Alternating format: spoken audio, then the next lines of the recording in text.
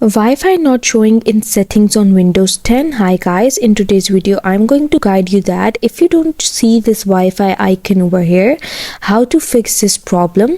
So you have to open your settings and then you have to go to this Wi-Fi option over here, and once you're over here you have to click over here change adapter settings, or you can click fix Wi-Fi issues. Once you click fix Wi-Fi issues, here you can see that you have to go to start and then to settings and then network and internet and then status, and under change your network settings you have to select network troubleshooter, and you can just click open status settings and click open. And then you can see that over here you can simply just troubleshoot by clicking over here, and once you click it's going to fix the problem for you.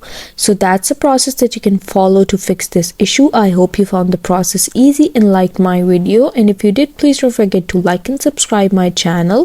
Thank you very much. See you again.